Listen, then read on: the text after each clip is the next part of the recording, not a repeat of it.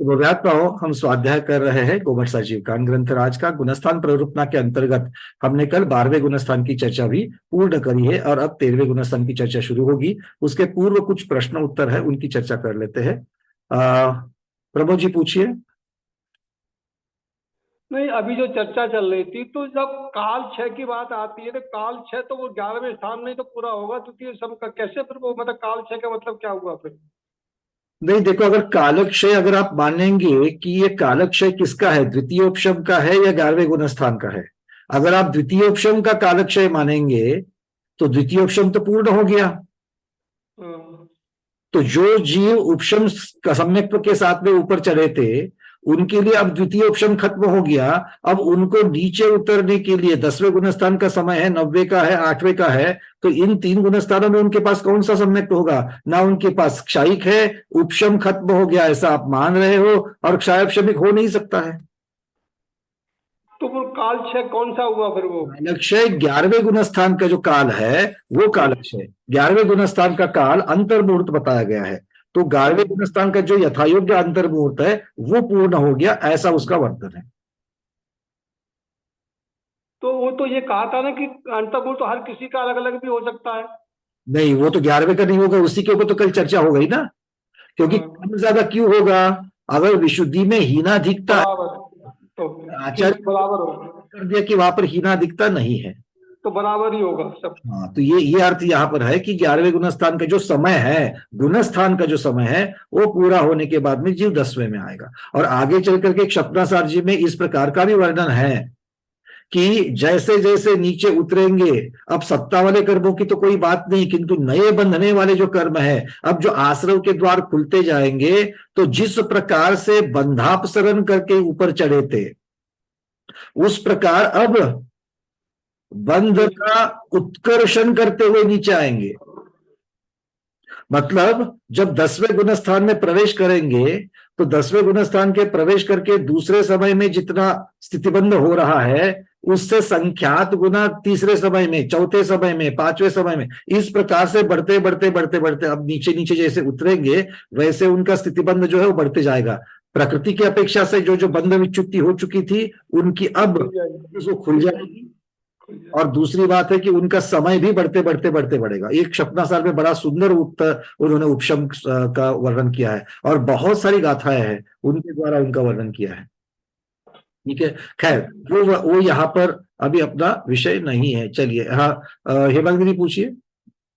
हाँ वंदना भैया, तो फिर वो उस समय जब द्वितीयोपशम से नीचे गिरेंगे तो वो गुणस्थान में कौन सा सम्यक तो मानेंगे, 10वें, 9वें, 8वें में? द्वितीयोपशम ही है, क्योंकि द्वितीयोपशम नीचे 8वां गुणस्थान का उतरते वक्त का जो अंतिम समय है 8वें का, अवरोहन का। चढ़ते वक्त आरोहण कहा, उतरते वक्त अवरोहन कहा। अवरोहन का ऊपर से नीचे आते वक्त जब 8वें में प्रवेश करेंगे और 8वें से सब जब निकलेंगे तो 8वें गुणस्थान के अंत में वो द्वितीयोपशम खत्म हो गया। ऐसे श्रेणी की अपेक्षा से वर्णन है। द्वितीयोपशम का काल अभी भी रह सकता है, ये महत्वपूर्ण बात है। और मैं मुख्यतः से इस चीज पर स्वाध्याय कर रहा था कि भाई ये यति विषय आचार्य महाराज की अपेक्षा से जो चूर्णी सूत्र में जो दिया गया है और जो षटखंडागम के पुष्पदंत भूतबली महाराज ने नहीं लिखा है कि इनको ये जाते कैसे है, कहां पर, नीचे के गुणस्थानों में। क्योंकि 7वें गुणस्थान तक आना तो सबके समझ में आती है बात। उपशम श्रेणी उतर करके श्रेणी खत्म हो गई, फिर से क्षायक्षमिक सम्यक दृष्टि बन गए 7वें गुणस्थान में, फिर 7वें छठे में झूलते रहेंगे। अब आचार्य भगवान यहां पर कह रहे हैं कि मान लो जिनका द्वितीय उपशम का काल अभी तक पूरा नहीं हुआ है, जिनका द्वितीय उपशम का काल पूरा नहीं हुआ है, तो 7वें गुणस्थान में तो पहुंच गए श्रेणी में उतर करके, किंतु द्वितीय उपशम का काल अभी तक बचा है। मतलब सब अब चारित्र मोहनीय की अपेक्षा से तो वो श्रेणी उतर करके आ गए 7वें गुणस्थान में, किंतु दर्शन मोहनी की अपेक्षा से अभी तक द्वितीय उपशम का काल चल रहा है।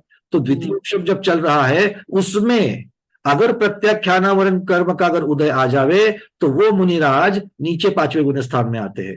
अगर अप्रत्याख्यानावरण का उदय आ जावे तो 7वें गुणस्थान में आते हैं। और फिर अगर अनंतानुबंधी का उदय आ जावे तो फिर वो दूसरे गुणस्थान में आ जाते, सासादन में आ जाते हैं। ये बात कह रहे, किंतु काल कौन सा चल रहा था? उपशम का ही द्वितीयोपशम का चल रहा था। और अब ये यहाँ के अप्रत्याख्यान प्रत्याख्यान की बात तो समझ में आ गई, क्योंकि इनका जो उपशम करके चले थे वो वापस उपशम उनका निकल गया करके वहां पर उदय आ सकता है, और इसलिए पांचवें और चौथे में आ सकते हैं। किंतु दूसरे में आने का कारण क्या है? अनंतानुबंधी के आने का कारण क्या है? तो वहां पर क्षपणासार में उन्होंने क्लियरली लिखा है, और यति विश्वआचार्य महाराज का उन्होंने चूर्णी सूत्र के जो संदर्भ है वो देख करके वहां पर क्षपणासार में लिखा है कि विशेष परिणामों की वजह से अनंतानुबंधी का उदय आ सकता है। और वो भी कैसे? मूल का अनंतानुबंधी का जो द्रव्य है उसकी चर्चा वहां पर नहीं है। ध्यान से सुनो सब लोग, जो सूक्ष्मता में विश्वास ज्यादा रुचि रखते हैं वो स्वाध्यायी, कि वो कह रहे हैं कि भाई अनंतानुबंधी की तो आपने विसंयोजना की थी, किंतु विशेष परिणामों के द्वारा अगर अप्रत्याख्यानावरण अगर संक्रमित होकर के बाकी के कषाय जो है वो संक्रमित होकर के अनंतानुबंधी की उसमें अगर संक्रमित हो जाते हैं और अनंतानुबंधी के रूप में वो उसमें से अगर कोई उदय में आ रहा है, तो फिर अनंतानुबंधी का उदय मान करके वो वहां पर दूसरे गुणस्थान में चले जाते हैं। तो दो चीजें वहां पर कह रही है, एक विशेष परिणामों के द्वारा अनंतानुबंधी की साक्षात विसंयोजना रहते हुए भी विशेष परिणामों के द्वारा अगर दूसरे कषाय अनंतानुबंधी में संक्रमित होकर के या रूपांतरित होकर के अगर वहां पर अनंतानुबंधी का उदय होता है तो जीव सासाधन में आ जाएगा। और यह प्रक्रिया द्वितीयोपशम काल में ही होनी चाहिए। द्वितीयोपशम का काल पूरा होने से पहले होनी चाहिए, तब जीव दूसरे गुणस्थान में आएगा। क्लियर है?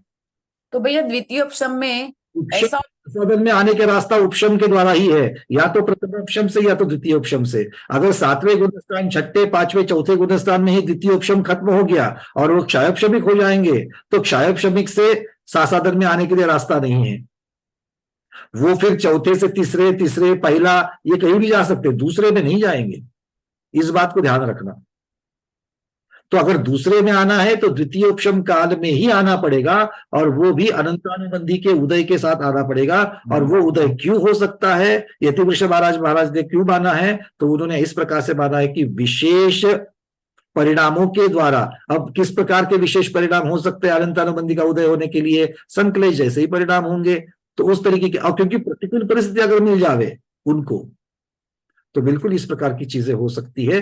और उसके साथ साथ में उन्होंने ये भी शब्द लगाया है कि दूसरे कषाय अगर अनंतानुबंधी के रूप में उदय में आते तो ही अनंतानुबंधी का उदय होकर के जीव सासाधन में चला जाएगा। क्लियर है? तो भैया द्वितीयोपशम में ऐसा विकल्प नहीं होता है ना कि 11वें गुणस्थान में उसी समय उनका काल क्षय होगा, ऐसा नहीं हो सकता है? मतलब द्वितीयोपशम का काल खत्म हो जाए? हाँ नहीं, अभी भी मैंने प्रमोद जी को वही बताया, क्योंकि 11वें गुणस्थान में अगर द्वितीयोपशम का अगर आप काल खत्म मानेंगे तो फिर हाँ। उस के पास सम्यक तो कौन सा बचेगा? क्योंकि वो अगर ऐसा मानेंगे भाई क्षायिक सम्यक दृष्टि, तो क्षायिक सम्यक तो ठीक है, किंतु जो जीव उपशम के साथ चढ़ा है, द्वितीय के साथ चढ़ा हुआ दर्शन मोहिनी की अपेक्षा, अब उसके लिए क्या करोगे? 11वें के बाद 11वें में अगर उसका द्वितीय उपशम खत्म हो जाएगा, उसके पास क्षायिक भी नहीं है और वहां पर क्षयोपशमिक भी नहीं हो सकता है, तो तीनों में से कोई नहीं होगा, तो दर्शन मोहिनी की क्या अवस्था होगी? क्या वो मिथ्या दृष्टि है? पहले में चला जाएगा, कहाँ चला जाएगा वो? आ रही बात समझ में? क्लियर है? जी जी जी। हाँ, बस ये इस तरीके से समझना उसको। तो ये जो कालक्षय जो लिखा गया है वो 11वें गुणस्थान का जो काल है उसके कालक्षय की अपेक्षा से वर्णन है, ये यहाँ पर हमको समझना है। ठीक है जी। चलिए, स्मिता दोषी दीदी पूछिए, उसके बाद सुनीता दीदी, डॉक्टर शैला दीदी, फिर आगे। अरे चलो भाई 13वें में जाने दो। नाही भैया, महाराजांचं दर्शन करण्यासाठी हात केला होता। महाराजांच्या विहारात आहे ना मी। अच्छा, चलिए कोई बात नहीं, दर्शन तो हो गए सबके, बहुत अच्छे। चलिए सुनीता उकलकर दीदी पूछिए। वंदना भैया जी, मैं ये बोल रही थी कि अनंतानुबंधी की फिर वहां संयोजना के बिना उदय हो जाएगा क्या? यही तो कह रहे कि अनंतानुबंधी की जो संयोजना मानी है वो की अपेक्षा से मानी है। दो चीजें, एक विशेष परिणाम, ये कारण बताया, और दूसरा एक परिणाम तो ठीक है, विशेष परिणाम कारण हो गया, किंतु द्रव्य भी तो अनंतानुबंधी में आना चाहिए ना। तो किस प्रकृति, द्रव्य की प्रकृति जब तक अनंतानुबंधी की नहीं होती तब तक अनंतानुबंधी का उदय कैसे मानोगे? उदय कैसे मानेंगे? उन्होंने कहा कि कोई अन्य कषाय अब कौन सी अन्य कषाय वहां पर रहेगी? अनंतानुबंधी तो है ही नहीं है, तो इनको छोड़ करके अप्रत्याख्यान, क्योंकि चौथे में तो अप्रत्याख्यान का उदय है। तो अगर मान लो अप्रत्याख्यान के अगर कोई परमाणु है, अगर वो अनंतानुबंधी की अपेक्षा से संक्रमित होकर के आते हैं, तो फिर वो अनंतानुबंधी का प्रकृति है, उनका उदय होगा और फिर वो जीव सासादन में चला जाएगा। पर है द्वितीयोपशम के काल के अंतर्गत ये प्रक्रिया होती है तो ही, नहीं तो नहीं। नहीं, तो वहां फिर संक्रमण मानना पड़ेगा। उसके बिना होगा ही नहीं, होगा ही नहीं, क्योंकि उसके बिना होगा ही संयोजन नहीं। तो होगा ही नहीं, संयोजन बिना अलग अलग उदय प्रकार के संक्रमण तो होते ही रहते हैं, और ये हाँ। वेद में संक्रमण, एक ही जाति में संक्रमण होने में कोई उसका निषेध भी नहीं है। ये ठीक ठीक है, ठीक है भैया जी। डॉक्टर शैला दीदी पूछिए। वंदना भैया जी, अगर द्वितीय शुभ से अगर सासादन में आते हैं और उनका अगर उस समय दूसरे समय अगर मरण होता है तो फिर वो जीव कहाँ जाएगा? जो पहले समय में तो आपने कहा था कि स्वर्ग में जाएगा। बात हमेशा समझ लेना, सासादन के बाद जीव कहाँ जाएगा अगली गति में, इसका निर्णय कहाँ हुआ है? जो आयु बांधी है वहां जाएगा। लेकिन महाव्रती है तो फिर? महावृत्ति, हाँ बहुत अच्छा प्रश्न किया दीदी आपने। एक बात समझ लेना, जो उपशम श्रेणी से द्वितीयोपशम के बाद में जो जीव सासादन में आया है, वो जीव अगर सासादन में मरण करेगा, नियम से देवगति ही जाएगा, क्योंकि वो उपशम के साथ चला था। उपशम में देव आयु के साथ ही चला है। हाँ। अगर कोई आयु नहीं बंधी थी तो सासादन में मृत्यु होने की सवाल ही नहीं, क्योंकि अगली आयु बंधे बिना मृत्यु कैसे होगी? अगर सपोज अगर हो के साथ मरण भी हो तो महाव्रतों के साथ में कौन सी आयु बंधेगी? देवायु। ये आयु बंधेगी। और वहां पर उन्होंने ये बात भी छपरासार में लिखी हुई है कि बिल्कुल जो होगा, अगर सासादन में मरण होता है तो जीव नियम से देवगति जाएगा। इसका मतलब पहले समय में ही मरण होगा उनका, दूसरे समय मरण नहीं होगा। भाग में, समय शब्द नहीं लगाना, पहले भाग में। पहले भाग में, हाँ पहले भाग में, जो पहला भाग है उसमें, दूसरे भाग में मरण नहीं होगा उनका। नहीं, और ऐसा खींच करके मरण नहीं होगा ना उसका। नहीं, मतलब ये भी एक नियम ऐसा रहेगा ना कि दूसरे भाग में जो द्वितीय शुभ से आया है, जो सासादन में आया है, आयु खत्म होने वाली है उनकी, तो वो उस प्रकार से उनकी सासादन में आने के लिए द्वितीय उपशम के कौन से भाग में आना, इसके लिए रेंज दी है, 1 समय और 6 अवधि। ये जो दिया है उसकी अपेक्षा से आयु कितनी बची है, उसकी अपेक्षा से जीव वहां आकर के पहले भाग में मरण को प्राप्त हुआ। ये हमको समझना है। हाँ ये नियम रहेगा। ठीक है, चलिए क्लियर है। फिर से अब उल्टा उपशम में नहीं चलना है, क्षपक में नहीं चलना। अगर और कोई प्रश्न होंगे तो बाद में पूछ लेना। ठीक है, चलिए अब 13वें गुणस्थान में चलते हैं। 13वें गुणस्थान की गाथा यहां पर आ रही है। यहां से हम आपको उस 13वें गुणस्थान की 2 गाथा है, 63 नंबर गाथा और 64 नंबर गाथा, उसके दर्शन कर लेते पहले।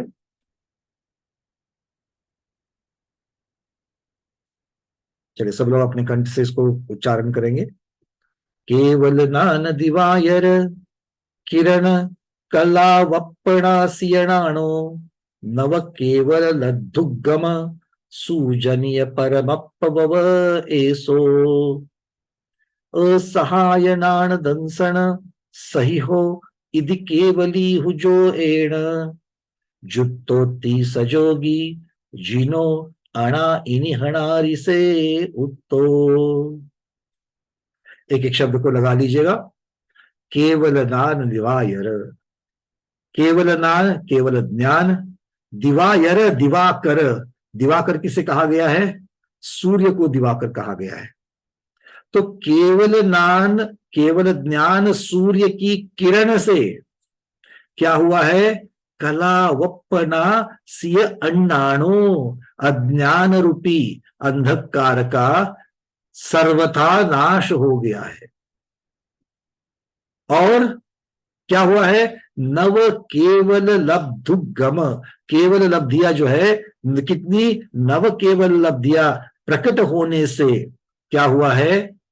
परमप्पव एसो, परमप्पा, अप्पा आत्मा, अप्पा शब्द का अर्थ क्या है? आत्मा। जो आत्मा परमात्मा बन गई है, वो परमात्मा, ये ववेशो व्यपदेश प्राप्त हो गया है उनको, परमात्मा पद, परमात्मा संज्ञा ये उनको प्राप्त हो गई है। ये 63 नंबर की गाथा हमको बता रही है। तो परमात्मा पर किस किस कारणों से मिला है? दो कारणों से मिला है। एक केवल ज्ञान से संपूर्ण अज्ञान का नाश हुआ है, अर्थात केवल ज्ञान से संपूर्ण ज्ञान जिनको प्रकट हो गया है, और उसके साथ साथ में नव केवल लब्धि का जो इनकी प्रकट हो चुकी है, ऐसे जीव परमात्मा होते हैं।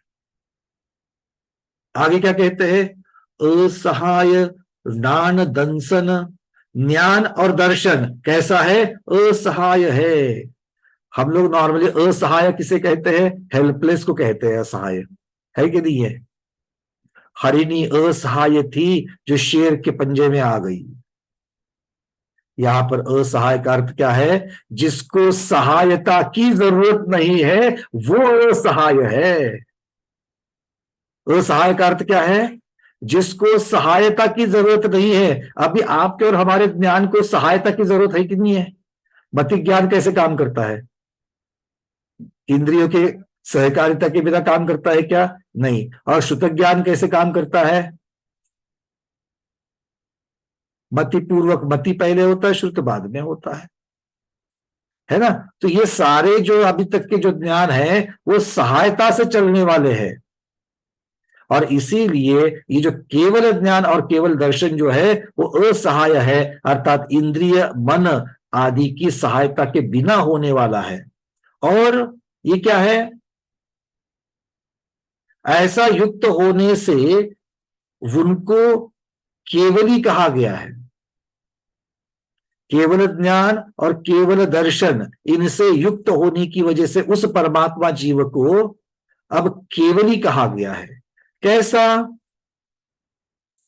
जुत्तोति सजोगी, जोएन जुत्तोति सजोगी, मतलब जोए, जोए मतलब जोग, जोग मतलब योग, योग से युक्त होने की वजह से उनको सयोगी कहा गया है। कौन सा योग है यहां पर? मुख्यतः से काय योग की अपेक्षा से कहा गया। इसका और आगे खुलासा करेंगे, किंतु योग से युक्त होने की वजह से उनको सयोगी कहा गया। और जिन भी कहा गया। जिन क्यों कहा गया है? अणा इणी हणारि से उत्तो, घाती कर्मों से रहित होने के कारण उनको जिन कहा गया है। तो यहां पर 13वें गुणस्थानवर्ती जीव को कौन कौन से विशेषण लगाए गए हैं, ये दो गाथाओं के अंतर्गत देख लो थोड़ा। सबसे पहले है परमात्मा, दूसरा है केवली, तीसरा है सयोगी, और चौथा है जिन। ये 4 विशेषण लगाए गए हैं। हम लोग स्तुति करते वक्त बोलते जाते हैं स्तुति। 13वें गुणस्थान की जब भी हम बात करते हैं तो सयोग केवली गुणस्थान ये नाम भी ले लेते हैं, है ना? जब पूजन करते हैं तब क्या है? चौकर्म की 63 प्रकृति, इसका पूछने पर धराधन 47 प्रकृतियां घाती कर्म की, 16 प्रकृतियां अघाती कर्म की, ऐसा सब बता देते थे। और जब भी छह ढाला की अपेक्षा से जब हम लोग चर्चा करते तब बहिरात्मा, अंतरात्मा, परमात्मा इनकी चर्चा भी कर लेते हैं। उनके भी बहुत बढ़िया स्वरूप हम सबको पता है। किंतु जब भी हम सिर्फ 13वां गुणस्थान कहते हैं तो ये सारी चीजें एक साथ याद आती है क्या? आती है? नहीं आती है, आती नहीं है ना। इसीलिए यहां पर आचार्य भारत ने सभी विशेषण दिए हैं और उनके कारण भी दिए हैं, है ना? क्या है कारण? देखो, परमात्मा क्यों कहा? परमात्मा क्यों कहा? कौन बताएगा? आगे भी तो चर्चा हुई है। परमात्मा क्यों कहा? एक हाथ ऊपर है, और 2 3 बहुत सारे आ रहे हैं। पृथ्वीराज भाई, सुरेखा दीदी बोलिए, अनम्यूट किया है। परमात्मा क्यों कहा? नव केवल लब्धी प्रगट झाल्यावर। नव केवल लब्धियां प्रकट हुई है, और एक ही कारण है? नहीं, और काय अंधकार, केवल ज्ञान रूपी अंधकार दूर नष्ट हो गया है। ध्यान से सुनो, आप ही क्या कह ज्ञान रहे दर्शन, हो? ज्ञान दर्शन से युक्त। केवल ज्ञान रूपी अंधकार, केवल ज्ञान को अंधकार कह रहे हो क्या? नहीं नहीं नहीं, हाँ, ध्यान से नहीं, सुनो। समूह से जिसका अंधकार सर्वथा नष्ट हो गया, ऐसा केवल ज्ञान ज्ञान। रूपी अंधकार केवल ज्ञान सूर्य से, अब ये सूर्य से, हाँ सूर्य तो से। छोड़ दो, किंतु केवल ज्ञान रूपी संपूर्ण ज्ञान प्रकट होने की वजह से, इतना तो जरूर कह सकते हैं अपनी भाषा में, है ना? सहज सरल भाषा में दो कारण दे सकते हैं। एक क्या है? केवल ज्ञान रूपी संपूर्ण ज्ञान प्रकट होने से, और नव केवल लब्धिया, प्रकट होने से। है ना? ये दो कारणों की वजह से उनको परमात्मा कहा गया। चलिए, बहुत बढ़िया। अब केवली क्यों कहा है इनको, सुरेश पहाड़े जी? केवली क्यों कहा?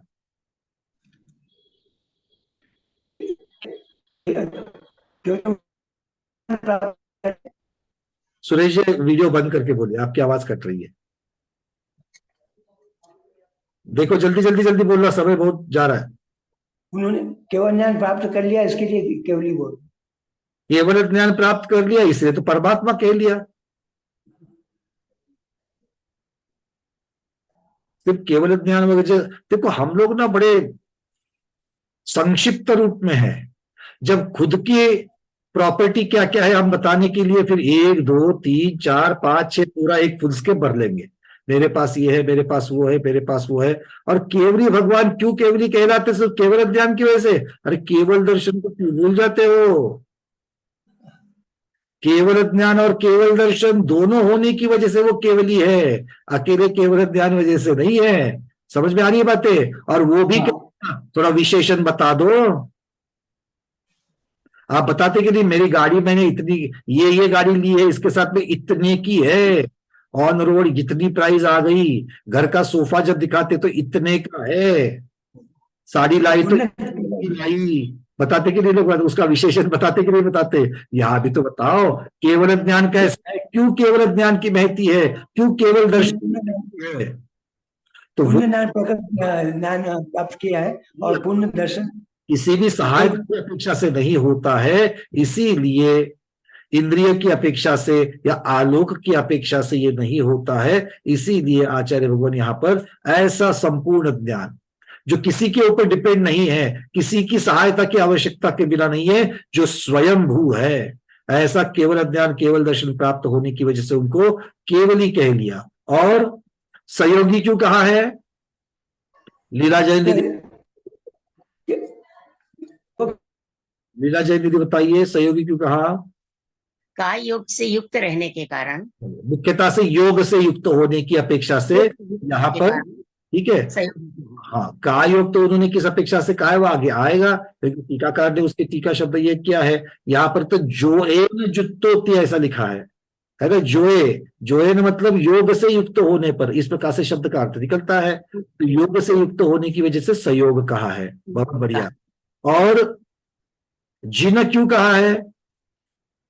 घाती कर्मों से रहित होने के कारण जिन कहा है। जिन मतलब जिन्होंने जीता है, और यहाँ पर किसको जीता है? घाती कर्मों को जीता है, या घाती कर्म का नाश किया है। ठीक है, बहुत बढ़िया। सबको क्लियर है बात?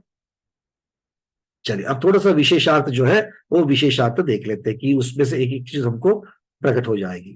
आचार्य भगवान के इन गाथा का टीका का अर्थ करते हैं विशेषार्थ।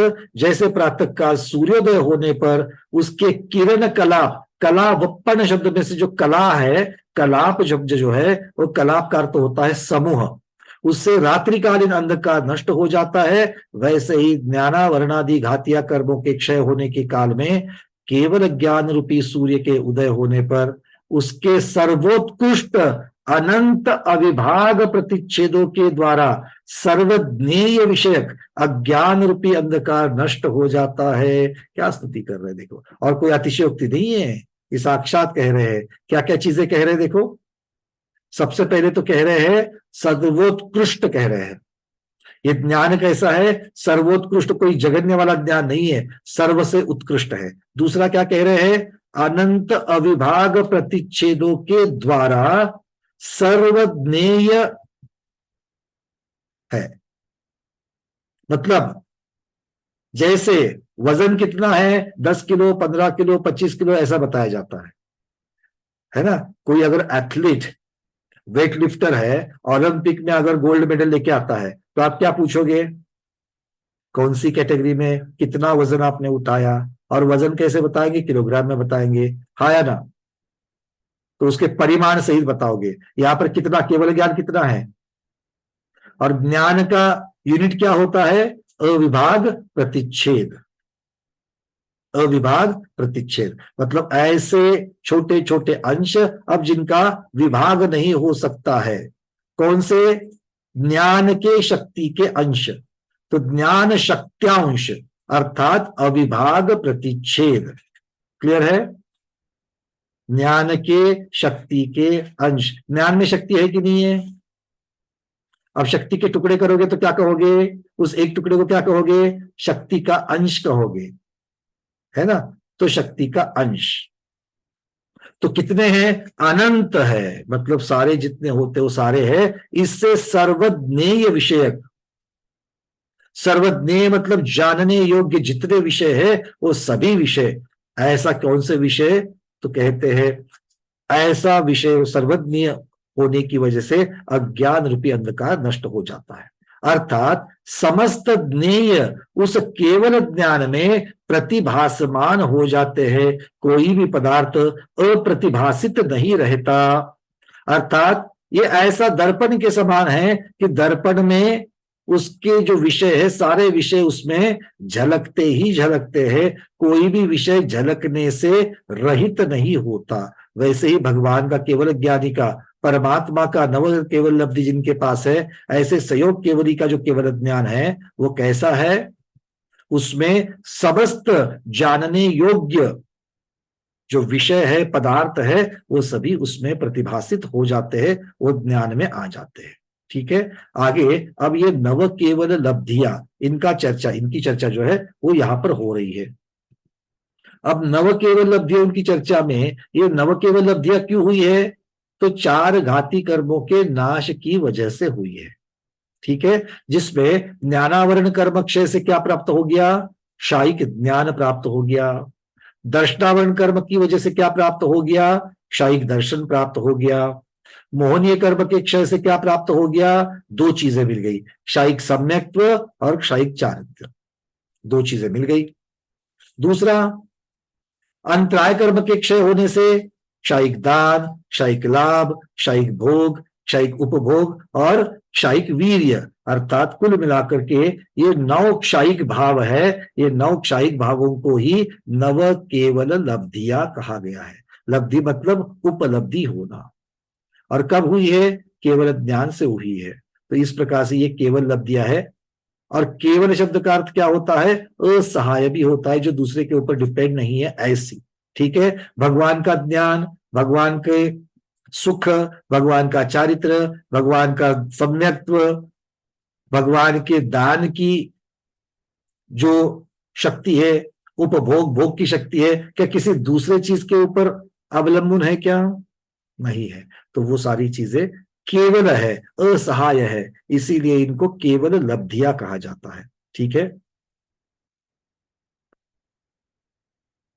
इन नव केवल लब्धियों के साथ में भगवान को परमात्म पद भी प्राप्त हो गया।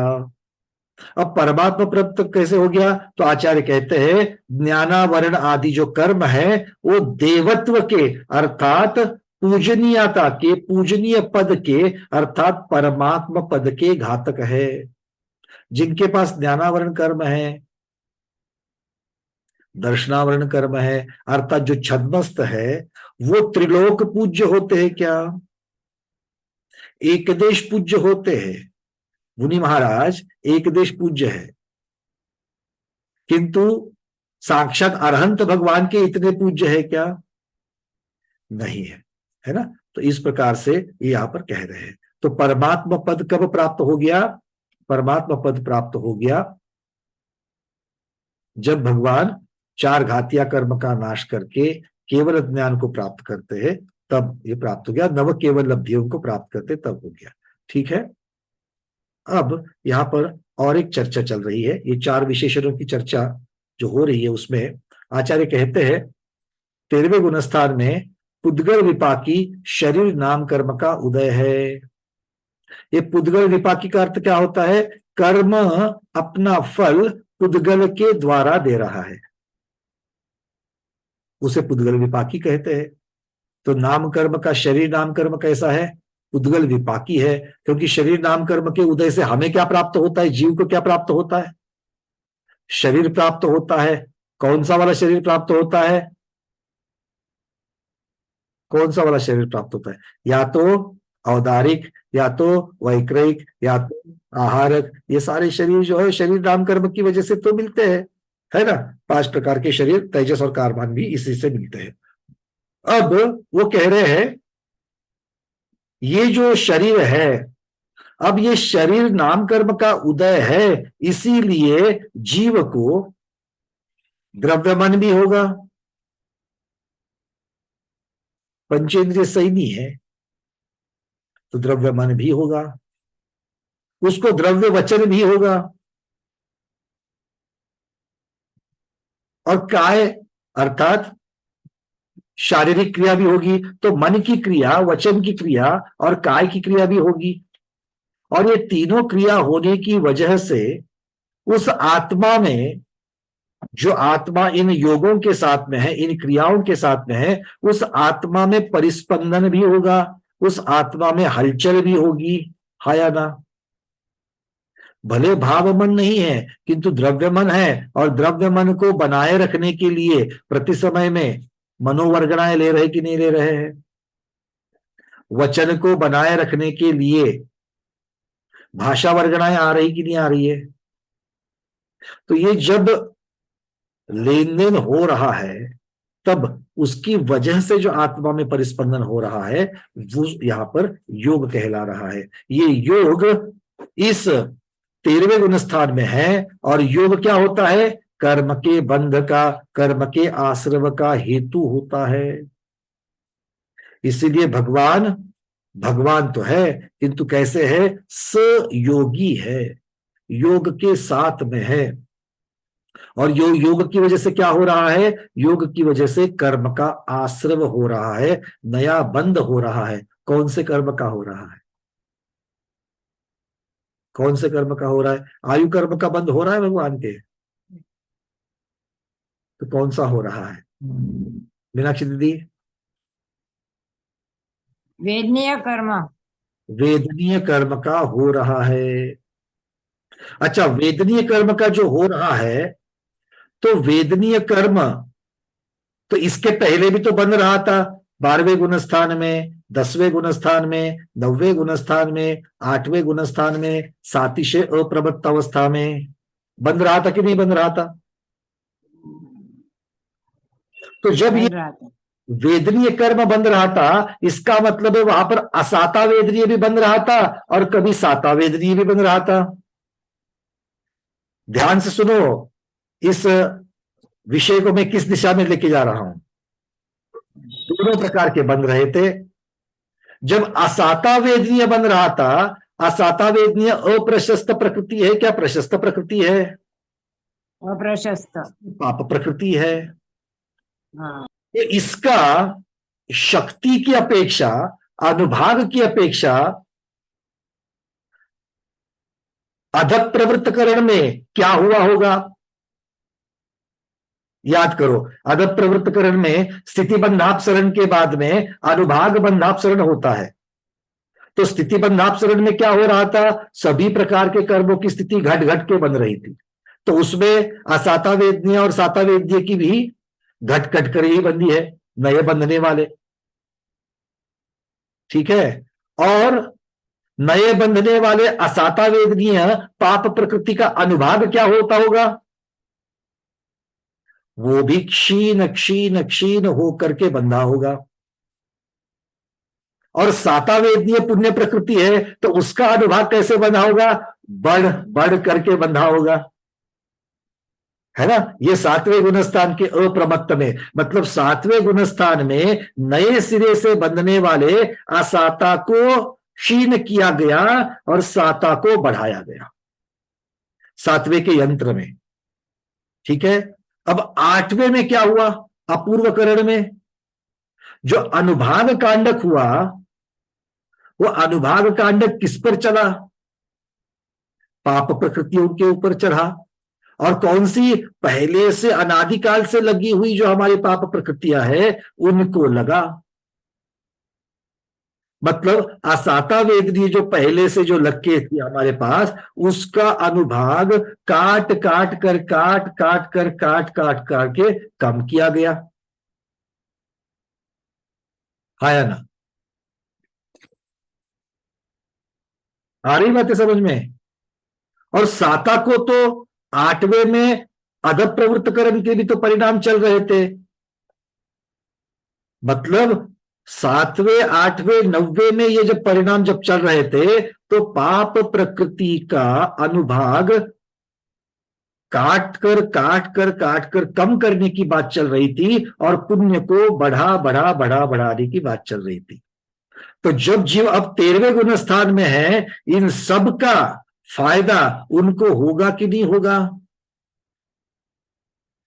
क्योंकि अब नए सिरे से 13वें गुण स्थान में असाता वेदनी अगर बंधेगी तो भी उसका स्थिति अनुभाग पड़ रहा है क्या? नहीं पड़ रहा है। साता वेदनी भी अगर नए सिरे से पड़ रही है तो भी उसका स्थिति अनुभाग बन रहा है क्या? नहीं बन रहा है। मतलब अब भगवान को जो साता वेदनीय का फायदा होगा या असाता वेदनीय भी अगर उदय में आएगी तो किस प्रकार से आएगी? जो बहुत क्षीण हो चुकी है ऐसी असाता वेदनीय उदय में आएगी, या फिर जो बहुत अनुभाग बढ़ी हुई साता वेदनीय है वो उदय में आएगी? हाया ना? 13वें गुण स्थान में। इसका मतलब क्या है कि साता वेदनीय के सामने जो बहुत शक्तिशाली हो चुकी है उसके सामने बहुत हीन क्षीण हो चुकी है ऐसी असाता वेदनीय का कोई अस्तित्व है क्या? मतलब 13वें गुण स्थान में भगवान को मुख्यता से किसका उदय चल रहा है? साता वेदनीय का ही चल रहा है। सूक्ष्मता से देखे, करदान योग की अपेक्षा से देखे, कर्म सिद्धांत की अपेक्षा से देखे तो असाता वेदनीय कभी कभी उदय में आ रही है ना, अपने अपने समय से उदय में आ रही है। किंतु उदय में आ रही उसका कोई वहां पर कोई कार्य सिद्ध हो रहा है क्या? कार्य सिद्ध नहीं हो रहा है। बस वो एक उपचार के जैसे वहां पर वो उदय में आ रही है। हाँ, हेमांगी दीदी, दीवार पर लगने वाली मिट्टी वो कौन है? वो नए बंधने वाले की अपेक्षा से है, किंतु पहले से बंधा हुआ सत्व वो मिट्टी के जैसा नहीं है, वो तो अपनी ताकत के साथ है। बट वहां पर असाता की ताकत कम हो चुकी है और साता की बढ़ चुकी है। बातें समझ में आ रही है? सबको क्लियर हो रहा है? और अब यहां पर कोई संक्लेश परिणाम नहीं है और कोई बाधा डालने वाली चीज नहीं है। मतलब साता में कोई बाधक होगा क्या? अब यहां पर कोई नहीं होगा। मतलब ये सारी प्रक्रिया जो करणों में 3 करणों में हुई है उसकी अपेक्षा से अगर हम लोग देखेंगे तो 13वें गुण स्थान में भगवान के पास साता ही साता है। समझ में आ रही है बातें? क्लियर हो रहा है? इस अपेक्षा से उस 13वें गुण स्थान की तरफ देखिएगा। सुख ही सुख है, उसकी अपेक्षा से देखिएगा। आ रहा होगा प्रश्नों के पास। अब यहां पर आचार्य भगवान केवल ज्ञान के स्वरूप का कथन कर रहे हैं। क्या कहते हैं? केवल ज्ञान में केवल शब्द का अर्थ है जो ज्ञान या जो दर्शन असहाय है। असहाय मतलब किसी की अपेक्षा से नहीं है, इंद्रिय की अपेक्षा से नहीं है, आलोक की अपेक्षा से नहीं है, मन की अपेक्षा से नहीं है। और आगे आप विशेषण क्या क्या देखिए, क्या है? जो क्षायिक है। अब भगवान का केवल ज्ञान नष्ट होगा क्या अनंत काल तक? नहीं। तो वो क्षायिक है कि नहीं है? क्षायिक है। वो एक ही है कि नहीं है? भगवान के पास अब अलग अलग प्रकार के ज्ञान है क्या? जरूरत ही नहीं है, सारी चीजें एक ही में शक्ति रूप में एक है। अनंत स्वरूप है। अनंत स्वरूप मतलब कितना है? केवल ज्ञान कितना है? इतना है, इतना है, इतना है, कितना है? अविभाग प्रतिच्छेद अभी बात हुई थी, अनंत है तो उसका स्वरूप कैसा है? अनंत है। किस किस चीज को जानता है? बोले सब जानने वाले पदार्थ को, सर्वज्ञेय पदार्थ को जानता है। तो सर्वज्ञेय पदार्थ एक काल से संबंधित होते हैं क्या? महावीर भगवान ईसा पूर्व 527 और ईसा पूर्व 599। ईसा पूर्व 599 जन्म है और ईसा पूर्व 527 में उनका निर्वाण है। तो क्या उतने 72 वर्ष में जितना हुआ उतना ही जानते थे क्या? नहीं ना। मतलब तीनों कालों के समस्त पदार्थ को एक साथ जानने वाला। और जो क्षायोपशमिक ज्ञानों का अंत है, क्षायोपशमिक मतलब आधा अधूरा, थोड़ा खुला हुआ थोड़ा बंद, जैसा आपका और हमारा है, ऐसा भगवान का ज्ञान है क्या? नहीं, भगवान का ज्ञान क्षायिक है। क्या इसमें कोई बाधा आ सकती है? प्रतिकूल द्रव्य काल, प्रतिकूल क्षेत्र, ऐसा कुछ होने वाला है क्या कि जिसकी वजह से उस पर बाधा आने वाली है? नहीं है। मतलब वो निराबाध भी है और सूक्ष्म भी है। सूक्ष्म क्यों है? क्योंकि प्रत्येक पदार्थ की जो सूक्ष्म पर्याय भी है, उस सूक्ष्म पर्याय को भी जानता है, सूक्ष्म गुणों को भी जानता है, और सूक्ष्म पर्यायों में जो सूक्ष्म परिणमन होता है, उस सूक्ष्म परिणमन को भी जानता है। इस प्रकार से वो सूक्ष्म है। भगवान का ज्ञान स्पष्ट है क्या अस्पष्ट है, धुंधला है? अरे हाँ, थोड़ा थोड़ा धुंधला जैसा याद आ रहा है, कुछ तो था, कुछ तो सुना था महाराज जी के प्रवचन में। ऐसा है कि कभी? भाई पूरा का पूरा स्पष्ट है। देखो क्या एक एक शब्द केवल ज्ञान के बारे में यहाँ पर जो कहा गया है, वो एक एक शब्द उसकी स्तुति, उसकी महती कह रहा है। और इसीलिए भगवान भगवान है, इसीलिए केवली भगवान कहे जाते हैं। क्लियर है सबको? तो आपको और हमको भगवान होने के लिए क्या करना पड़ेगा? मूल प्रश्न तो वही है ना। सारी प्रक्रिया की जरूरत नहीं, वो तो पीडीएफ में लिखी गई है ना। तो हमें इस प्रकार के ज्ञान को प्राप्त करना पड़ेगा कि जो इन सब विशेषणों से सुशोभित है। क्लियर है सबको बातें? तो ये 13वें गुणस्थान का वर्णन यहां पर हुआ। अब यहां से आगे जो प्रकरण है वो मुख्यतः से 13वें गुणस्थान की कुछ विशेषताओं के बारे में यहां से होगा। जैसे कितने प्रकार के तीर्थंकर होते हैं, किनकी समोसरण होता है, किनकी गंधकुटी होती है, योग निरोध की प्रक्रिया कब होती है, समुद्घात कैसे होता है, इन सब की चर्चा अब यहां से आगे शुरू होगी। इसके पहले आप लोगों ने कुछ प्रश्नों के लिए हाथ ऊपर किए हैं। प्रमोद जी पूछिए, फिर डॉक्टर मैनादिति, फिर हेमा। मेरे को ये कह रहा था कि जैसे एक बार में या तो असाता उदय में आएगी या साता उदय में आएगी, ऐसा ही तो होता है ना। बिल्कुल ठीक, बिल्कुल तो केवली भगवान को जैसे असाता उदय में आई तो उस समय साता तो उदय में होगी, मतलब असाता उदय में अगर आ रही है, बहुत कम उसकी आ रही है, तो मतलब वो उस समय साता भी उदय में आएगी क्या? दूसरी तरह से नहीं। आता का ऑलरेडी जितना प्रकोप है भगवान के, अंतर्मूर्त अंतर्मूर्त अंतर्मूर्त के लिए आ रही है, अंतर्मूर्त अंतर्मूर्त अंतर्मूर्त के लिए आ रही है, बदल बदल करके। तो भगवान के पास नव केवल लब्धियों की वजह से जो क्षायिकता है, जो निराबाधता है, उसकी अपेक्षा से जो उनको सुख हो रहा है, अनंत चतुष्टय की अपेक्षा से जो सुख हो रहा है, उसके सामने अनंत गुना हीन हो चुकी असाता का कोई फर्क पड़ेगा क्या? मतलब उस असाता का वहां पर अस्तित्व ही नहीं होगा, ये यहां पर कह रहे हैं। ठीक है, मतलब अब एक तरह से अवक्तव्य हो गई वहां भी, कार्यकारी नहीं होगी। अवक्तव्य नहीं कह सकते क्योंकि उसके बारे में कथन तो कर रहे हैं कि उसका स्वरूप किस प्रकार का है। कार्यकारी नहीं होगी, इस प्रकार से कह सकते हैं। ठीक है, चलिए डॉक्टर मैना दीदी पूछिए। पूछ रही थी कि जब केवल ज्ञान होने के पहले की जो दशा में अगर उपसर्ग आ रहा है, जैसे उपसर्ग होते हैं, तो उपसर्ग हुए तो असता वेदने का उदय आ रहा है, तो असता वेदने तो स्थिति का पहले ही स्थिति कहाँ सब खत्म कर दिया अपन ने, मतलब महाराज जी ने। ये सब तो उस समय उनको कितना उसका उदय रहेगा? प्रश्न आपका समझ में आ गया दीदी। ये सब को समझ लेना, 3 टप्पे को देख लीजिए, 3 स्टेजेस को आप देखिए। एक तो स्टेज है कि जहां पर केवल ज्ञान हो चुका है। जब केवल ज्ञान हो चुका है वहां पर तो किसी भी प्रकार का उपसर्ग नहीं है। अब इसके नीचे 2 स्टेजेस है, एक सातिशय अप्रमत्त अवस्था से लेकर के 12वें गुणस्थान के अंत तक की अवस्था, और तीसरी अवस्था सातिशय अप्रमत्त के नीचे की अवस्था। ठीक है, अगर उपसर्ग सातिशय अप्रमत्त के नीचे हो रहा है, उन अवस्था में हो रहा है, तो वो उनके लिए सचमुच परीक्षा की घड़ी है, क्योंकि ऐसे परिशह को सहन करते हुए, उपसर्ग को सहन करते हुए अपने भावों में विशुद्धि ला करके सातिशय अप्रमत्त तक बढ़ाना है। और उसके लिए या तो क्षायिक सम्यक्त्व या फिर द्वितीयोपशम सम्यक्त्व का सहारा लेकर के सातिशय अप्रमत्त में चढ़ना है।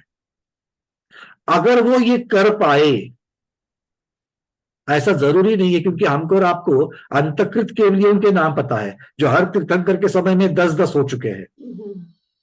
इसका अर्थ यही नहीं कि 10 मुनिराजों के ऊपर ही तो उपसर्ग हुआ, हजारों के ऊपर उपसर्ग हुआ होगा जिनके नाम भी हमको पता नहीं है, और जो श्रेणी के सातिशय अप्रमत्त तक श्रेणी के सम्मुख ही नहीं हो पाए, तो उनके ऊपर तो उपसर्ग का तो प्रादुर्भाव हुआ।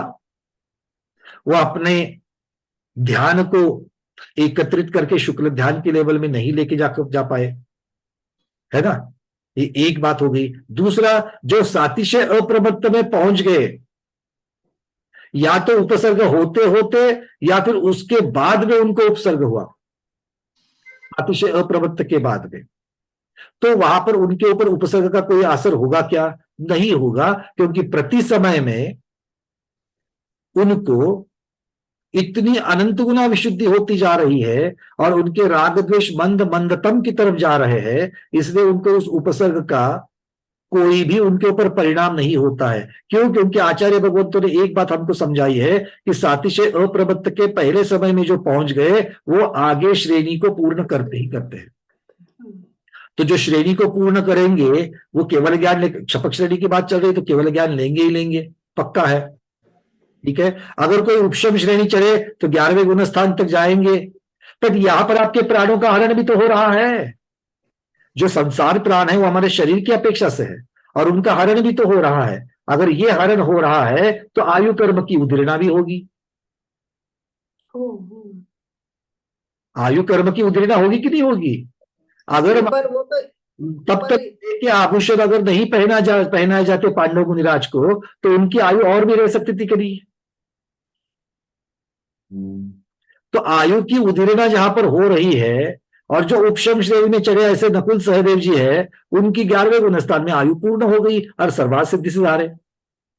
तो पर ये तो कह रहे हैं, अपन कहते हैं ना कि आयु कर्म के ऊपर असर नहीं होता, कुछ आयु पे कोई असर नहीं होता। आयु के ऊपर किस चीज का असर नहीं होता? बंधापसरण, अनुभाग अपसरण, अच्छा, अनुभाग कांड, इनका नहीं हो रहा है। पर आयु कर्म का जो कर्म सिद्धांत की अपेक्षा से जो उनकी उद्दीर्णा होनी है, अकाल मृत्यु जैसी जो उद्दीर्णा होनी है वो तो होनी है, क्योंकि उसके लिए जो कारण बताए गए हैं वो कारण विद्यमान है। तो क्षपक श्रेणी लेकर के जो जीव ऊपर चले वो 3 पांडव मुनिराज, वो एक बार सातिशय अप्रमत्त तक पहुंच गए उपसर्ग के साथ में, तो भी उपसर्ग का असर ना होते हुए उन्होंने केवल ज्ञान ले लिया। केवल ज्ञान के बाद में तो उनका उपसर्ग का कोई मतलब नहीं रहा, किंतु आयु की उद्दीर्णा हो गई तो अंतर मुहूर्त में निर्वाण, आयु कर्म पूर्ण होकर वो निर्वाण को पधारे, अंतकृत केवली कहलाए। नकुल सहदेव के साथ में चूंकि सातिशय अप्रमत्त के पहले समय को पार लांग कर गए थे, इसलिए उन्होंने उपशम श्रेणी की अत्युच्च शिखर को पहुंच लिया और वहां पर जाकर के आयु पूर्ण हो गई, तो जाकर के सर्वार्थ सिद्धि से धारे। क्लियर हो रही है बात? ये बहुत महत्वपूर्ण चीज है। तो भगवान का अगर आप उपसर्गों का अगर कथन करोगी, और दूसरी बात जो क्षपक श्रेणी चढ़ रहे हैं वो या उपशम श्रेणी चढ़ रहे हैं वो कौन है? उत्तम सहनन के धारक है। इस बात को भी हमको नकारा नहीं जा सकता। क्षपक श्रेणी वाले के पास तो वज्र वृषभ धारा सहनन है। उत्तम सहनन, तो उत्तम सहननधारी किस प्रकार की चीजों को सहन कर सकते? ऐसा नहीं कि उनको वेदना नहीं होगी, किंतु इन सबका मिलाजुला विचार करते हुए हमें इन चीजों की तरफ देखना पड़ेगा। और वह इसके लिए मैंने 3 स्टेजेस बनाई। एक सातिशय अप्रमत्त के नीचे जो ज्यादा चैलेंजिंग है, सातिशय अप्रमत्त तक पहुंच गए तो वहां से श्रेणी को पूर्ण करेंगे ही करेंगे, और उसके बाद में तो कोई उपसर्ग होता ही नहीं है। तो इस अपेक्षा से इसको हम लोग जो सिद्धांत आगम में बताए उनकी अपेक्षा से इसकी तरफ देख सकते हैं। और जो अंतकृत केवली जो अंतर्मूर्त में हो जाते हैं और उनके ऊपर भी उपसर्ग आता है ना, उपसर्ग साहित्य बीच में हो जाते हैं, वो तो अंतकृत केवली जो होते हैं वो। अंतकृत केवली जब केवल ज्ञान प्राप्त होता है तब उनको अंतकृत केवली कहा गया, क्योंकि किस परिस्थिति में किस पद्धति से वो परिचय को उपसर्ग को सहन कर होते हुए केवली बने, इसलिए उनको अंतकृत केवली का विशेषण दिया गया। और अगर आयु की उद्दीर्णा हुई है, ये जरूरी नहीं कि उपसर्ग होते वक्त आयु की उद्दीर्णा होकर के अकाल मृत्यु हो ही जरूरत है। पार्श्वनाथ भगवान की तो हुई नहीं। पार्श्वनाथ भगवान के ऊपर भी तो ध्यान के दौरान ही तो उनके ऊपर उपसर्ग हुआ, और भगवान ने उपसर्ग के दौरान ही केवल ज्ञान को प्राप्त हुआ, किंतु भगवान की आयु की उद्दीर्णा नहीं हुई है, उनकी आयु आगे भी थी। इसका मतलब है वो उपसर्ग केवली कहलाए। तो उपसर्ग केवली और अंतकृत केवली में फर्क इतना ही है कि दोनों के ऊपर उपसर्ग होता है, किंतु अंतकृत केवली की आयु अंतर मुहूर्त में पूर्ण हो जाती है, और वो नियम से अंतर मुहूर्त में निर्वाण को प्राप्त करते हैं केवल ज्ञान के बाद में। ये फर्क है। तो असाता वेदने का कर्म का उदय कहा गया ना, ये तो कहलाएगा ना, मतलब है तो असाता वेदने का उदय। देखो, असाता वेदने का उदय कैसे कहोगे? क्यों? उपसर्ग आया तो। उपसर्ग आया, ये तो द्रव्य क्षेत्र काल भाव की अपेक्षा से आएगा। असाता का उदय, आपके साता और असाता तो चली रही है अंतर्मुख बदल बदल करके, किंतु उदय में आना इसका मतलब ये नहीं कि कार्यकारी सिद्ध होना। अच्छा। उदय में आना, असाता कर्म जो है वो आपको उपसर्ग ला नहीं सकता है, उपसर्ग का दुख का अनुभव करा सकता है। ध्यान से सुनना, असाता कर्म वेदनीय कर्म है और वो वेदन करा सकता है। तो उनको उस समय वेदन हो रहा था कि नहीं हो रहा था? बिल्कुल हो रहा था, क्यों नहीं हो रहा था। नीचे के जब वो थे, जब परिणामों की विशुद्धि नहीं होगी तब वेदन हुआ रहेगा। अगर मान लो उनको सातिशय अप्रमत्त बनने से पहले उनको अगर उपसर्ग हो रहा था तो वेदन तो हो रहा था, उसकी तरफ ध्यान ना देते देते भी वो सातिशय अप्रमत्त में पहुंच गए, और उसके बाद में वेदन कार्यकारी नहीं रहा, क्योंकि प्रति समय वहां पर विशुद्धि इतनी बढ़ी कि वो वेदन कोई कार्यकारी नहीं बना हुआ। और फिर असाता वेदने के ऊपर स्थितिकांड आदि जो शस्त्र है वो भी तो चले उनके ध्यान के द्वारा। प्रक्रिया को देखो तो अपने आप समझ में आ जाएगा। ठीक है, ठीक, चलिए, धन्यवाद। सुमन दीदी पूछिए। भैया जी वंदना। भैया जी, ये बताया आपने कि इंद्रिय और आलोक की अपेक्षा न रखने वाले वो ज्ञान दर्शन से युक्त होने वालों को केवली कहा है, तो इंद्रिय की वो अपेक्षा क्यों नहीं रखते? मतलब वो उनके पास तो इंद्रियां है ना। देखो, इंद्रिया क्या है? अब इंद्रिया का मतलब सिर्फ द्रव्य इंद्रिय होना यहाँ पर बात नहीं है। अच्छा। भाव इंद्रियों के द्वारा, और भाव इंद्रिय क्या है? कर्म का क्षयोपशम, वीर्यांतराय कर्म का क्षयोपशम, इंद्रियावरण कर्म का क्षयोपशम। तो हम और आप आंखों से कितना देख पा रहे हैं? देखो, अभी ये चश्मा लगा दिया तो क्षमता, इंद्रिय की क्षमता कम हो गई कि नहीं कम हो गई? इंद्रिय की क्षमता कम हो गई। ये क्यों क्षमता कम होती है? एक तो शरीर पुद्गलों की अपेक्षा से भी कम होती है, और उसके पीछे जो हमारे आवरण करने वाले जो कर्म है, इंद्रिय के ऊपर आवरण डालने वाले, इंद्रिय के ऊपर मतलब इंद्रिय की शक्ति के ऊपर आवरण डालने वाले जो कर्म है, उन कर्मों की अपेक्षा ये कौन सा कर्म है? ये मति ज्ञानावरण कर्म है। तो इनकी अपेक्षा से उसका जब आवरण बढ़ जाता है तो भी हमारी शक्तियां कम हो जाती है, और फिर विशुद्धि के द्वारा ये शक्तियां पूर्ववत भी हो सकती है। बहुत सारे आचार्य महाराज का, मुनि महाराजों का, जिनकी आंखों की दृष्टि चली गई थी फिर आंखों की दृष्टि आ गई, ऐसे भी उदाहरण हमको मिलते हैं। बातें समझ लो कि कर्म सिद्धांत की अपेक्षा इंद्रिय से संबंधित हमारा मति ज्ञान है, और इंद्रिय से संबंधित जो मति ज्ञान है वो इंद्रियों के ऊपर अवलंबन है क्या नहीं उसका, उसके ऊपर डिपेंडेंट, उसकी सहायता की अपेक्षा करता है कि नहीं करता है? करता है। तो ज्ञान प्रत्यक्ष ज्ञान होने की वजह से और आत्मा के द्वारा डायरेक्टली होने की वजह से वहां पर बीच में इंद्रिय की जरूरत नहीं है कि नहीं? दो छोटे से उदाहरण देता हूं, डायरेक्ट इसको आप रिलेट नहीं करना, थोड़ा सा समझने के लिए। मान लीजिए यहां पर एक माँ और बेटी है, या पिता या पुत्र है, मतलब एक वृद्ध है और एक यौवन में है। जिसके पास अच्छी शक्ति है वो बेटा बेटी जो भी है उसको मान लो, और माँ या पिताजी जो है वो अब वृद्ध हो चुके, उनके शरीर में उतनी शक्ति नहीं है। तो जब भारत में रहते हैं तब उन्होंने यहाँ पर काम करने के लिए, बर्तन धोने के लिए या कपड़े धोने के लिए उन्होंने क्या किया है? किसी को रखा हुआ है या मशीन की सहायता लेते हैं, क्योंकि माँ या जो भी वो वृद्ध है वो तो हाथ से नहीं कर सकते हैं, है ना। अब परदेश पे जाने के बाद में मान लो वहां पर उनके पास मशीन नहीं है, या फिर मान लीजिए उनके पास वहां पर काम करने वाला कोई उनको उसको इतनी पगार नहीं दे सकते हैं। अब वृद्ध होने की वजह से वो माँ या पिताजी जो है वो तो वहां पर वो सारे काम नहीं कर पाएंगे, बट जिसके पास शक्ति है वो कर पाएंगे कि नहीं कर पाएंगे? वो क्यों कर पाएंगे? क्योंकि वो ना मशीन की सहायता की अपेक्षा करते हैं और ना ही किसी जीव की वहां पर अपेक्षा, नौकरानी की अपेक्षा करते हैं, इसलिए स्वयं वो कार्य करने में सक्षम है। वैसे केवल ज्ञान को वो इतना सक्षम, इतना बलवान है कि उसको किसी दूसरे के द्वारा जानी हुई चीज को जानने से या किसी चीज को जानने में दूसरे की सहायता लेने की जरूरत ही नहीं है, वो स्वयं इतना सक्षम है। तो हमारा केवल ज्ञान ऐसा है कि उसको वो किसी भी परिस्थिति में चला जाए, प्रतिकूल हो या कुछ भी हो, उसको कोई फर्क नहीं पड़ता है। ठीक है? ठीक है भैया, ठीक है। दूसरा प्रश्न भैया जी, अविभाग प्रतिच्छेद का क्या अर्थ है पूरी तरह से? एक यूनिट है, ज्ञान को मापने का यूनिट है, और प्रतिच्छेद का मतलब होता है शक्ति का अंश। कैसा? अविभागी, मतलब अब इससे छोटा अंश नहीं हो सकता शक्ति का। ऐसा जैसे उद्गल का परमाणु कहते हैं, वैसा ये ज्ञान का शक्ति का एक शक्त्यांश कह सकते हैं आप। ठीक है, ठीक है, ठीक है। चलिए, हाँ अंजलि दीदी नागपुर पूछिए। वंदना, एक्चुअली नैना दीदी ने जो प्रश्न पूछा था वही मुझे पूछना था, लेकिन शंका समाधान तो हुआ। लेकिन एक शंका फिर भी है कि यदि उपसर्ग नहीं होता, केवल ज्ञान प्राप्त होने के बाद नहीं होता, तो असाता किस रूप से प्रकट होती है, किस रूप से कार्यरत होती है? असाता का कोई वहां पर दिखेगा ही नहीं। जैसे मान लो महावीर भगवान हो या फिर आदिनाथ भगवान हो, जिनके ऊपर उपसर्ग नहीं हुआ ध्यान में, श्रेणी में उपसर्ग तो हुआ नहीं उनके ऊपर कोई, तो वो अपनी विशुद्धि से बढ़ते बढ़ते बढ़ते बढ़ते चले गए। तो वहां पर असाता वेदनीय के ऊपर जिस प्रकार से कांडक चले होंगे वो कांडक चले, और जब 13वें गुण स्थान में पहुंचे वो तो इतनी क्षीण हो चुकी थी कि उसका कोई कार्यकारी रूप ही नहीं रहा। वहां पर कोई वहां पर उसका डायरेक्ट इफेक्ट देखने को ही नहीं मिल रहा है। मतलब उदय में आती है लेकिन उसका कोई परिणाम नहीं दिखाई देता, बस ये उदय में वो कर्म सिद्धांत की अपेक्षा से आती है।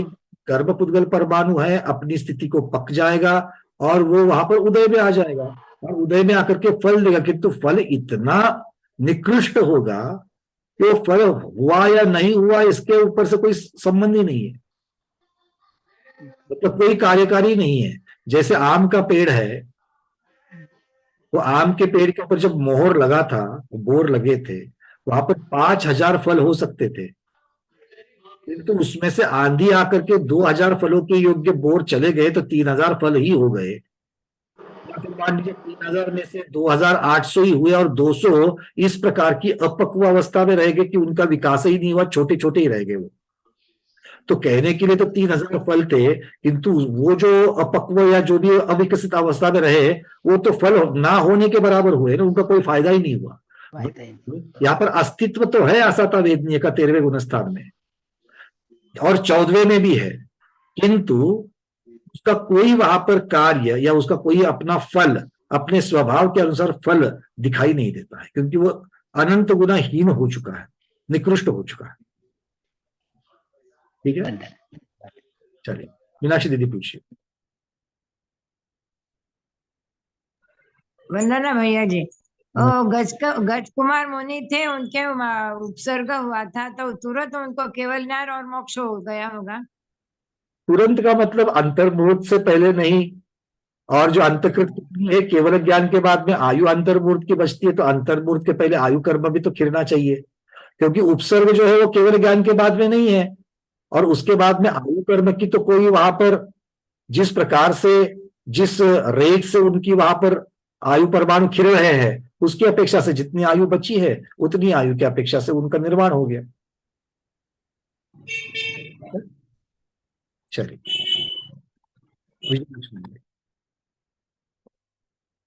मुझे पूछना था, महावीर भगवान को जब रुद्र ने उपसर्ग किया था तब वो मुनि अवस्था में थे, तो वो श्रेणी का ध्यान कर रहे थे क्या सादा ध्यान कर रहे थे तभी उसने उपसर्ग किया था? वो धर्म ध्यान में अभी तक थे, अभी तक शुक्ल ध्यान में श्रेणी में नहीं थे। वो नहीं थे ना, श्रेणी में नहीं थे, छद्मस्त मुनि अवस्था में ही थे, किंतु अभी तक श्रेणी में नहीं थे। नहीं पर वो फिर उन्होंने रुद्र का वो मतलब उन उपसर्ग शरण किया, इसके लिए ने उन्होंने नाम दिया था ना महाति महावीर भगवान बोलकर उनको, तो फिर वो उपसर्ग उन्होंने मतलब ध्यान में नहीं ये किया क्या, मतलब समझ में? उपसर्ग ऐसा नहीं कि तो देशभूषण कुलभूषण भगवान का अगर देखेंगे तो वहां पर उनका ध्यान खत्म होने के बाद में उनको केवल ज्ञान की प्राप्ति हुई है, किंतु उनको अंतकृत केवली नहीं कहा गया, उनको उपसर्ग केवली कहा गया, उनकी आयु और भी आगे थी। तो उपसर्ग खत्म होने के बाद में उनको केवल ज्ञान हो गया है, वहां पर आप कह सकते हो कि भैया ये श्रेणी में उनके ऊपर उपसर्ग हो रहा था। ऐसे महावीर भगवान को श्रेणी में संगम देव का या रुद्र का उपसर्ग जो है ये मानने के लिए कोई भी प्रमाण नहीं मिलता है। ठीक है, श्रेणी में होने की अपेक्षा। चलिए रेखा दीदी पूछिए। 13वें गुणस्थान में साता असाता का सत्ता में पड म्हणजे सत्वचे जे आहेत कर्म त्याचा उदय आहे का नवीन पण बंद है? एक स्थिति अनुभाग तो पड़ेगा ही नहीं ना, कोई मतलब ही नहीं, आएंगे एक समय में चले जाएंगे। तो यहाँ बात जो होगी पहले से बंधे हुए उन्हीं की अपेक्षा से होगा, क्योंकि शक्ति तो उन्हीं के पास होगी, नए वाले तो बिना शक्ति के ही आ रहे हैं। हाँ। है ना? चलिए सुनीता दीदी पूछिए। भैया जी मैं बोल रही थी कि ये जो असाता है ये साता रूप से संक्रमित होकर उदय में आ सकती है ना? आ सकती है। कब? दो अलग अलग कर्म प्रकृतियां है, उदय साता का चल रहा है अब, और असाता का भी अगर अपनी स्थिति की अपेक्षा से उदय आ गया तो संक्रमित होकर के आ जाएगी। तो जिस प्रकृति का द्रव्य ज्यादा है उसी में संक्रमण होगा, तो इस अपेक्षा से तो साता का वहां द्रव्य ज्यादा है, तो हम हर समय नहीं ले सकते क्या कि उसको वो साता रूपी उदय में आ रही है? प्रकार का उपदेश सीधा नहीं मिलता है, क्योंकि अगर ऐसा होता तो फिर ये यहाँ पर जो टीकाओं में जो लिखा गया है कि वो इतना हीन है इसलिए कार्यकारी नहीं बनता है, ऐसी वहां पर नहीं आ सकती थी। अच्छा, ये पंक्तियां नहीं आ सकती थी, मतलब ये इस तरीके से उसको मान सकते हैं। ठीक है, चलिए डॉक्टर बैना दीदी, फिर कल्पना दीदी, फिर आगे बढ़ेंगे। नहीं, ये जैसे उपसर्ग के समय अकाल मतलब मृत्यु पहले हो जाती है ना, तो इसको अकाल मृत्यु, यहाँ पे अकाल वो नहीं लगता विशेष? देखो चरमोत्तम देहा ये सारे जो विशेषण लगते हैं, अब प्रक्रिया की अपेक्षा से स्वकाल की है क्या अकाल है ये तो केवल भगवान जानते हैं, किंतु अकाल तब मानी जाएगी कि भाई और भी थी और उदीर्णा के द्वारा अंतिम अंतर मुहूर्त में आयु के निषेध गिरे, ये प्रक्रिया हुई है तो ही उनको ये शब्द लगाया जाएगा। और जहां पर अकाल मृत्यु का जो वर्णन होता है वो अंतकृत की अपेक्षा से नहीं कहा गया है, वो सामान्य रूप की अपेक्षा से, सामान्य रूप की अपेक्षा से कहा गया। तो वहां पे अकाल अपन नहीं बोल सकते वहां पे? तो नहीं, अकाल एक तरीके से तो अकाल ही है, क्यों नहीं कहेंगे अकाल? पद्धति की अपेक्षा से देखा, प्रक्रिया की अपेक्षा से देखा तो वो अकाल मृत्यु ही है। आयु का अपकर्षण हो गया तो उसमें अपकर्षण नहीं, उदीर्णा हो रही है। हाँ, उदीर्णा होगी तो उदीर्णा में अपकर्षण होगा, किंतु अपकर्षण में उदीर्णा हो गई ही ये जरूरी नहीं है। अच्छा, उदीर्णा में अपकर्षण, ठीक है चलिए, क्योंकि उदीर्णा होगी तो उदय में आएगी, अपकर्षण मतलब से स्थिति की रीअरेंजमेंट हो जाएगी। कल्पना दीदी पूछिए। असता कर्म का जो बंध विच्छुति है वो तो छठे गुणस्थान में हो जाती है, तो फिर उसका उदय फिर 13वें गुणस्थान में होता है असता का, तो इसके बीच में उसका बंधन 7वें गुणस्थान में। बंधने वाले की अपेक्षा से तो यहाँ पर कोई वर्णन ही नहीं है, सत्व की अपेक्षा कह रहे हैं। हाँ, सत्ता के हिसाब से। सत्व की विच्छुति कब होती है असता की? 14वें गुणस्थान। हाँ, 14वें में होती है वो 14वें गुणस्थान, इसलिए तब सत्व बना ही है, और जो सत्व बना हुआ है अपने समय स्थिति खत्म करके उदय में आएगा, तो 13वें में ही आएगा वो।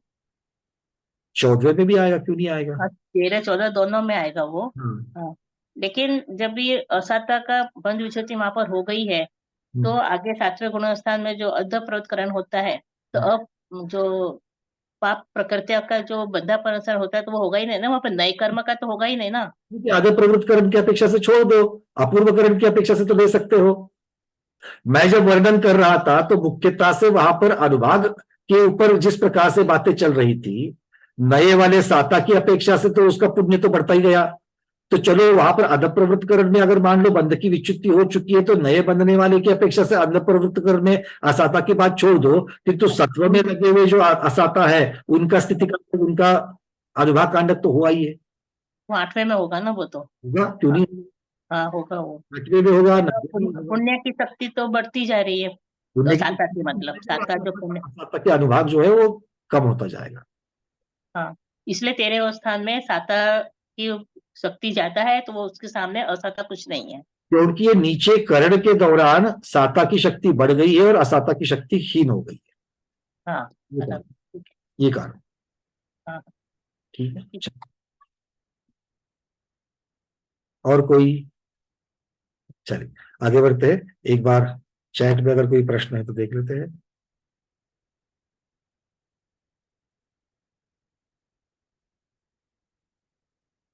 अंजू पांड्या दीदी आपने कुछ लिखा है 90 में गुण संक्रमण, कुछ कहना चाहते हो आप? अनम्यूट किया है। वंदना भैया जी। हाँ, भैया जी वो अभी बात चल रही थी ना, तो मेरे को ऐसा लगा कि गुण संक्रमण होता है तो असाता अप्रशस्त है तो उसका संक्रमण हो जाता है ना उसमें। बस सबका साता होगा, पूरा का पूरा द्रव्य तो नहीं होगा सत्व का। गुण संक्रमण में बिल्कुल सही कहा आपने कि अप्रशस्त से प्रशस्त में चली जाएगी, जो बंद नहीं रही है अभी, असाता बंद भी नहीं रही, क्योंकि साता बंद रही है, जो अबंद है वो वहां पर कन्वर्ट होती है।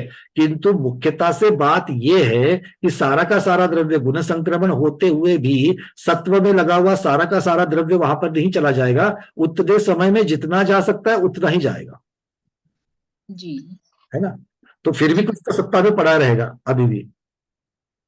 ठीक है, जी जी चलिए, बड़ा अच्छा प्रश्न की उसकी अपेक्षा से आपने और भी देख लिया। और कोई है? चलिए आगे बढ़ते हैं। अब यहां से आगे, वैसे समय तो वैसे हमारा पूरा होने के लिए आया है, 5-10 मिनट बाकी है, शुरुआत कर लेते हैं। आचार्य भगवान यहां पर कहते हैं कि 13वें गुण स्थान में केवली भगवान समुद्घात कब करते हैं, तीसरा शुक्ल ध्यान कब होता है और योग निरोध कब किया जाता है।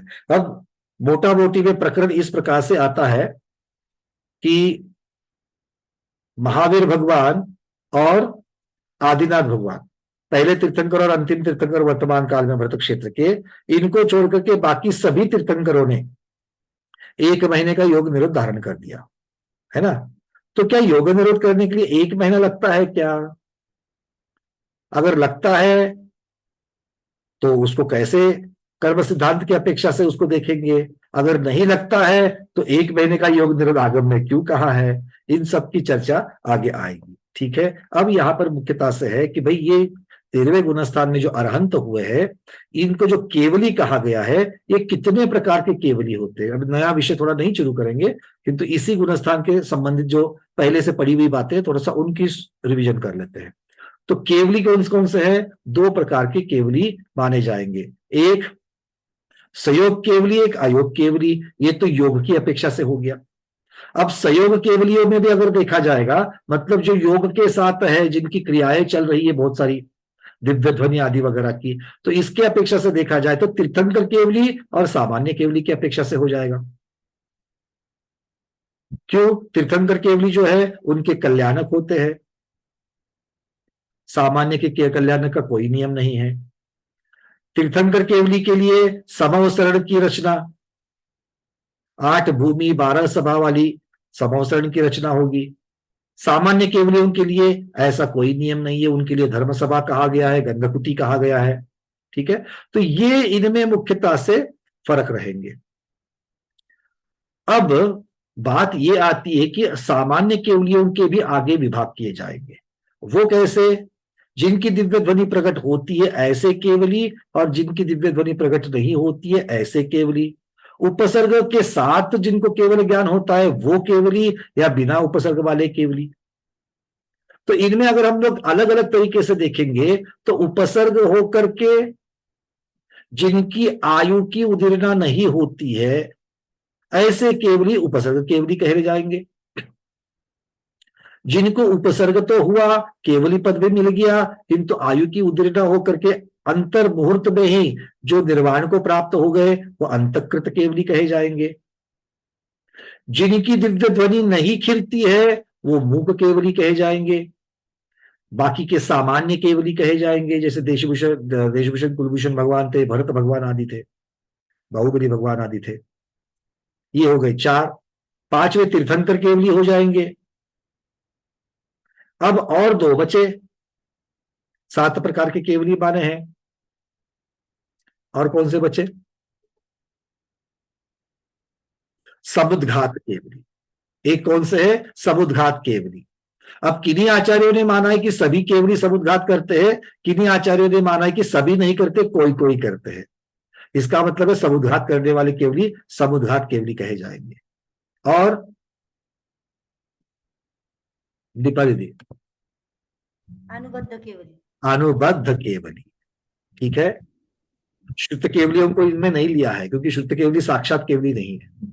अनुबद्ध केवली, अनुबद्ध केवली सब लोग समझते हैं कि गुरु को जिस दिन निर्वाण हो जाए उस दिन शिष्य को केवल ज्ञान हो जाएगा। इस प्रकार से चलेंगे। महावीर भगवान के कितने अनुबद्ध केवली थे? अलका शाह दीदी बताइए।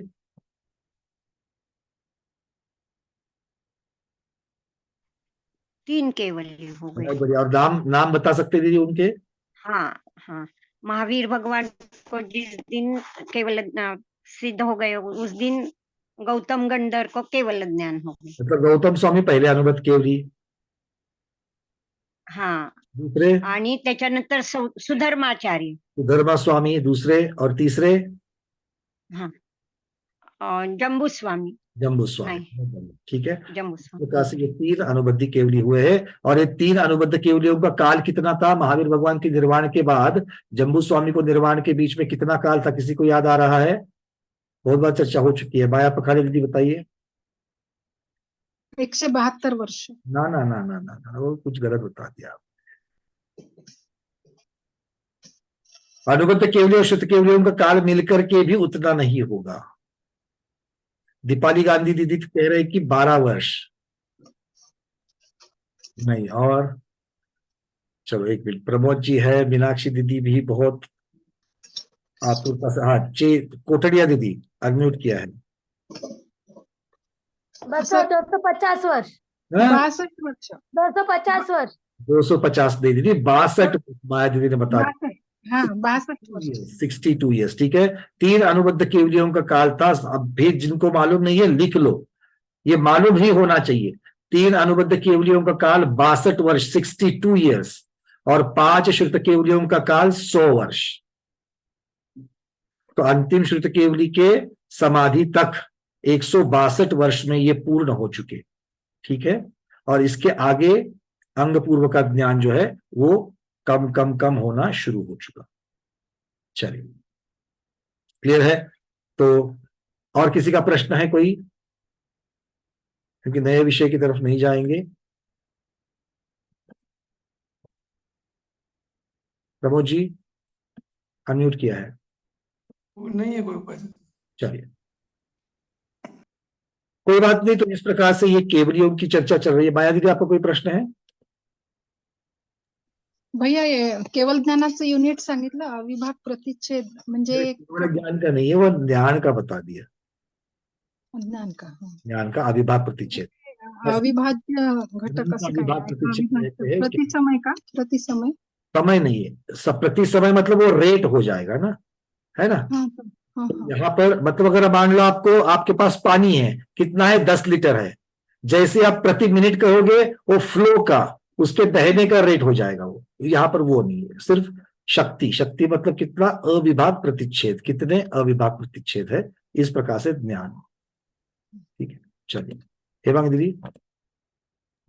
भैया तो जो समोशरण लगता है भगवान का, वो तो तीर्थंकर प्रकृति बांधी थी, उसका फल है ना? बिल्कुल सही। और अनंत चतुष्टय प्राप्त होते वो सभी अनंतों को होगे। अनंत चतुष्टय ये कर्म के नाश का फल है, घाती कर्म के नाश का फल है, वो सभी अनंतों को प्राप्त होगा। ठीक है, चलिए तो इस प्रकार से आज के स्वाध्याय में हमने 13वें प्रिया शाह दीदी 5 श्रुत केवलियों का नहीं, 5 श्रुत केवलियों का काल 100 वर्ष, 100 ईयर्स। तो इस प्रकार से आज हम लोगों ने चर्चा की है। कल इस विषय को और आगे बढ़ाएंगे। आज के स्वाध्याय में इतना ही। आज के स्वाध्याय को गुरुओं के श्री चरणों में बारंबार नमोस्तु वंदामि इच्छा में करते हुए यहीं पर समापन करते हैं। जैनम जयतु शासनम, जैनम जयतु शासनम, जैनम जयतु शासनम।